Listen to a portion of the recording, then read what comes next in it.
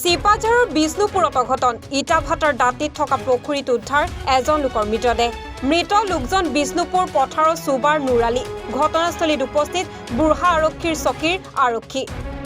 সোমবাৰ সন্ধিয়াৰ পৰা নিৰুদ্দেশ হৈ আছিল 65 বছৰীয়া নুৰালী পুৱা স্থানীয় লোকে মৃতদেহ প্ৰত্যক্ষ কৰি খবৰ দি আৰক্ষী আৰু পৰিয়ালৰ লোকক মৃতদেহ মৰণোত্তৰ পৰীক্ষাৰ বাবে চিকিৎসালয়লৈ প্ৰেৰণ কৰা হৈছে আৰু ঘটনাক লৈ অঞ্চলজুৰি তীব্ৰ চাঞ্চল্যৰ সৃষ্টি হোৱা দেখিবলৈ পোৱা গৈছে। পুনৰবাৰ জনাইছো চিপাঝাৰৰ বিষ্ণুপুৰত অঘটন যিহেতু ইটাভাটাৰ দাঁতিত থকা পুখুৰীত উদ্ধাৰ হৈছে এজন লোকৰ মৃতদেহ আৰু মৃত লোকজন 65 বছৰীয়া নুৰালী বুলি জানিব পৰা গৈছে আৰু মৃত লোকজন বিষ্ণুপুৰ পথাৰৰ সুবাৰ নুৰালী ঘটনাস্থলীত উপস্থিত বুঢ়া আৰক্ষী চকীৰ আৰক্ষী আৰু সোমবাৰৰ সন্ধিয়াৰ পৰা নিৰুদ্দেশ হৈ আছিল 65 বছৰীয়া নুৰালী পুৱা স্থানীয় লোকে মৃতদেহটো প্ৰত্যক্ষ কৰে আৰু ইয়াৰ পিছতে খবৰ দিয়ে আৰক্ষী আৰু পৰিয়ালৰ লোকক মৃতদেহ মৰণোত্তৰ পৰীক্ষাৰ বাবে চিকিৎসালয়লৈ প্ৰেৰণ কৰাৰ লগতে ঘটনাক লৈ এতিয়া অঞ্চলজুৰি তীব্ৰ চাঞ্চল্যৰ সৃষ্টি হৈছে।